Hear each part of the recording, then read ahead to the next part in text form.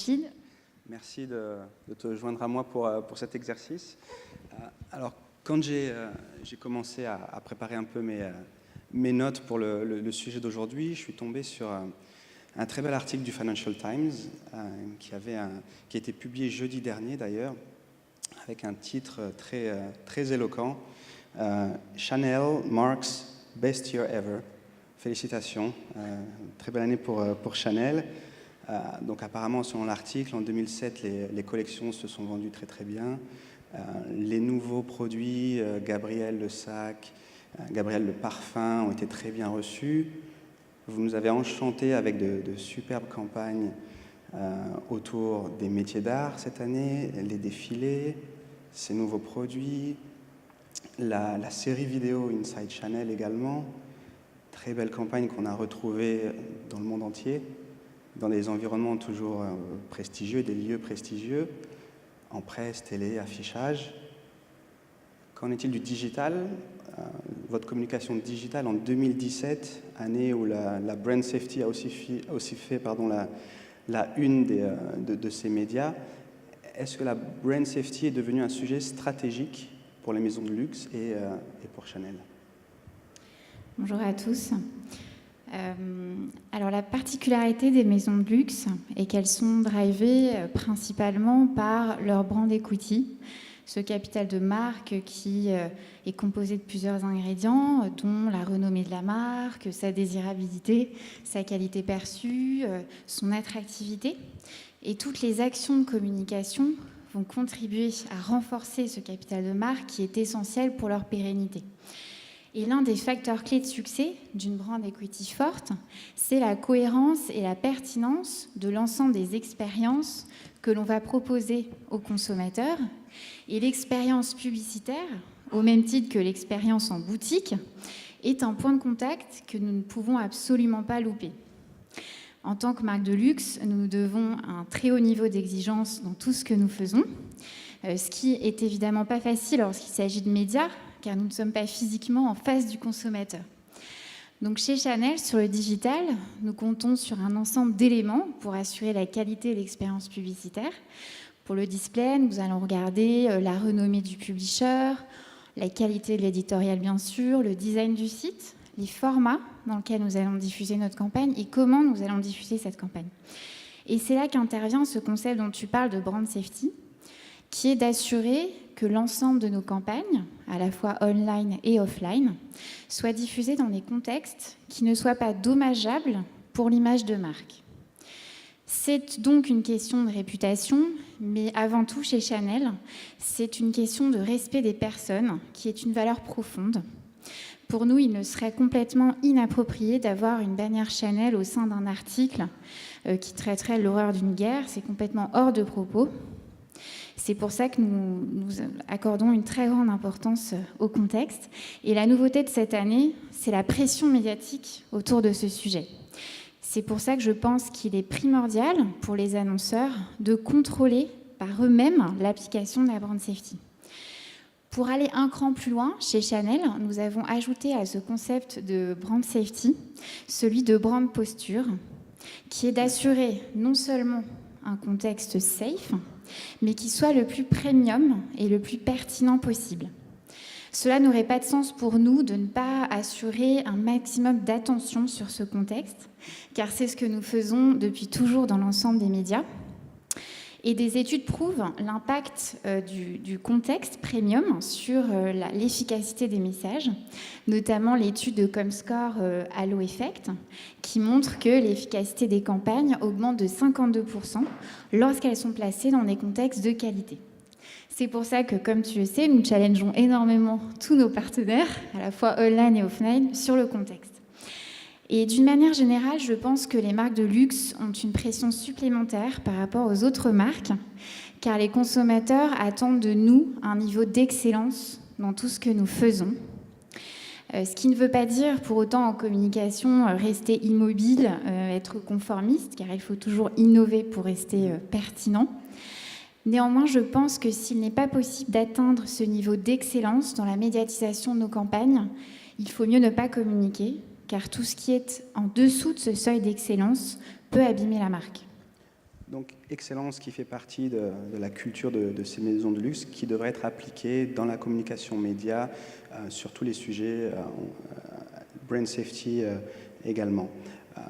Tu nous connais bien, chez Teads, on distribue le contenu vidéo et display des maisons dans des environnements éditoriaux premium, brand safe, où on va garantir un niveau de visibilité qui est toujours super au benchmark de l'industrie. Et en 2017, donc, j'ai rencontré beaucoup d'annonceurs de cette industrie. Le sujet brand safety est revenu très très souvent, mais j'ai vraiment trouvé l'approche de Chanel très honnête, très réfléchie, très complète et sophistiquée à la fois. Est-ce que tu peux peut-être partager avec nous un peu plus de détails sur votre approche du clean advertising chez Chanel? Oui, alors nous adhérons totalement au mouvement Clean Advertising qui a été lancé chez Teads début septembre et globalement à toutes les initiatives du marché sur ce sujet de la brand safety, par exemple les initiatives Ad.txt ou Lean de l'IAB, car nous pensons que nous sommes arrivés un peu à un point critique. C'est là où je vais dresser un constat un peu alarmant. Tout d'abord, les annonceurs et les plateformes sont régulièrement pointés du doigt dans la presse pour des problèmes de brand safety. Comme vous le savez, la fraude augmente en Europe. Elle est de 14% au premier semestre 2017 versus 3% au deuxième semestre 2016.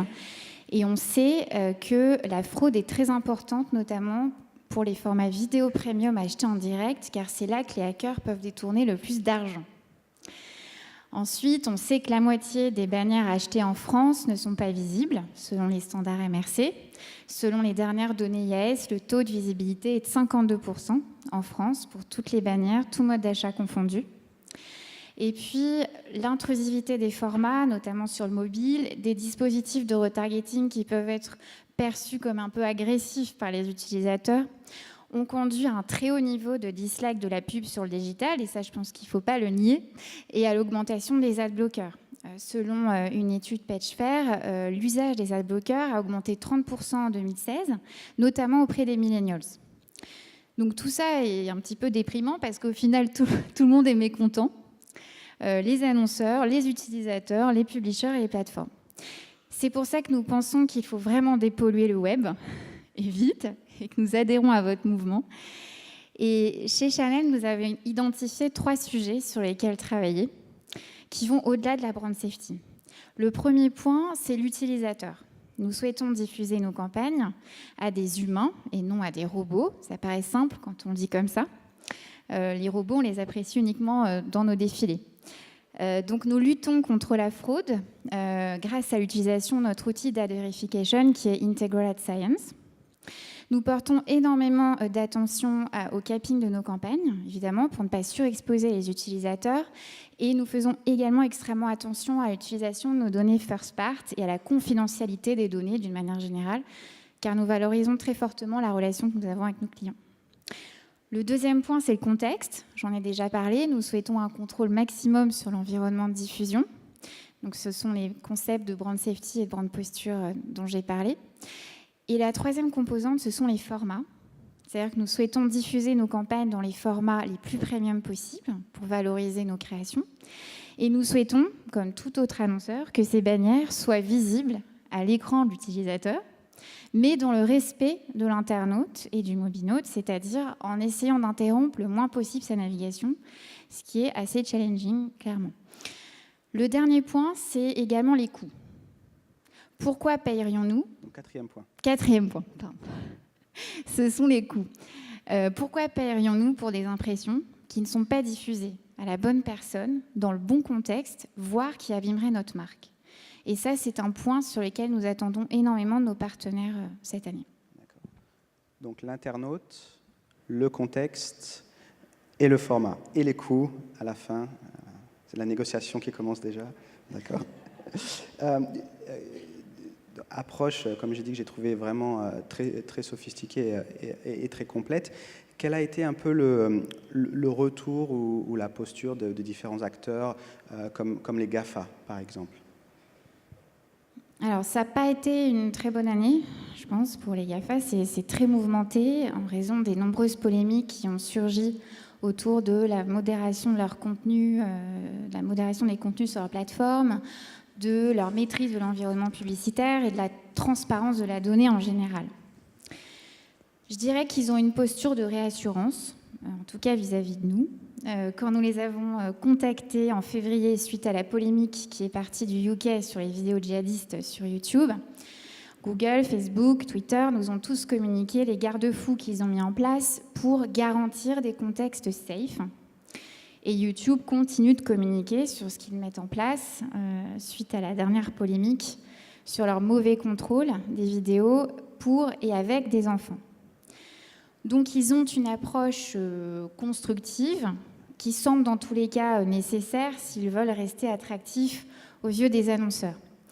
Récemment, Google, Facebook et Twitter ont également annoncé participer au programme Gold Standard qui est lancé par l'IAB UK et ils s'engagent donc à prendre des actions sur 3 volets: réduire la fraude, enrichir les formats publicitaires via l'adhésion au programme Lean de l'IAB qui exige des formats légers, non intrusifs et diffusés dans les règles de respect des données personnelles de l'utilisateur.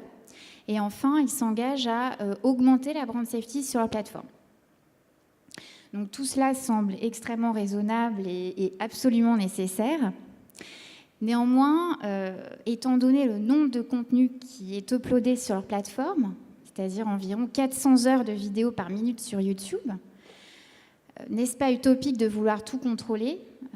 Je pense qu'il faut admettre que sur les réseaux sociaux et les plateformes UGC, le risque zéro n'existe pas et qu'on ne peut pas maîtriser autant le contexte, évidemment, que quand on achète sur des sites.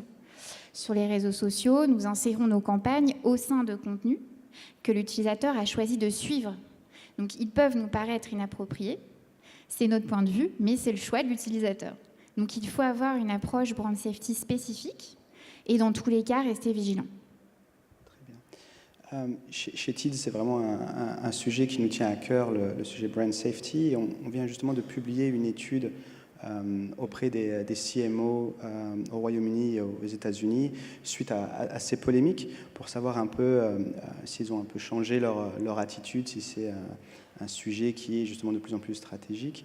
Et on s'est rendu compte donc, que 95% des CMO ont totalement changé leur stratégie digitale, mais seulement un peu plus d'un tiers ont décidé de réduire ou de stopper leurs investissements avec leurs partenaires médias qui ne pourraient pas leur garantir cette brand safety.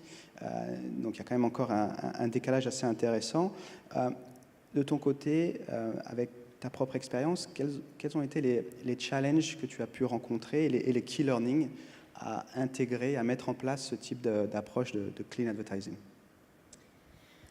Alors le premier challenge, ça a été la clarification du sujet brand safety en interne, car il y a eu un peu de confusion au lancement du projet. Beaucoup de personnes m'envoyaient des bannières par mail, des screenshots de bannières qu'ils trouvaient ne pas être dans les environnements appropriés.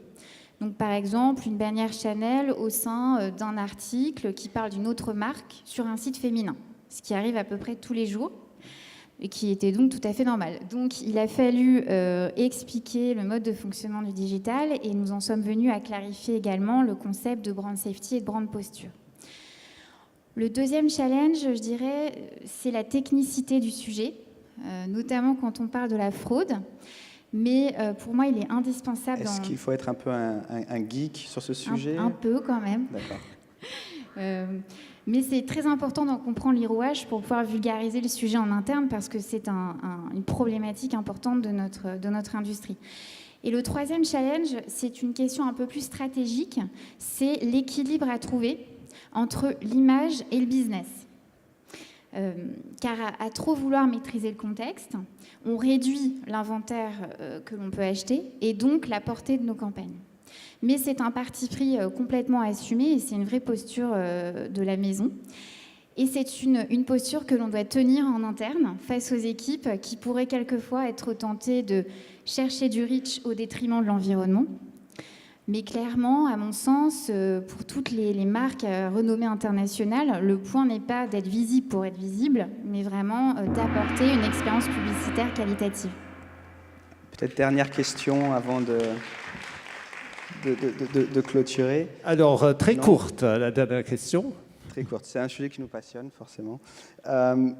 Quelles seraient tes recommandations pour l'industrie? Très courte. Alors, je vais faire très rapide. Ma première recommandation pour les annonceurs, ce serait d'implémenter un outil d'ad verification, si ce n'est pas déjà le cas, pour mesurer les choses en collaboration avec l'agence, mais vraiment de prendre l'ownership du sujet. Chez Chanel, nous avons déployé Integral Ad Science dans l'ensemble de nos marchés qui acceptent ce genre d'outils. Ensuite, je dirais de construire le profil brand safety de sa marque, c'est-à-dire de réfléchir au contexte qui pourrait porter préjudice à la marque, et ensuite de vérifier l'intégralité des achats qui sont faits sur le digital à la lumière de cela. Et la troisième recommandation, pour finir, ce serait qu'on continue tous ensemble, les annonceurs, à s'allier sur ce sujet, car j'ai l'impression que le rapport de force est en train de s'inverser, et donc je pense qu'il faut continuer dans cette dynamique.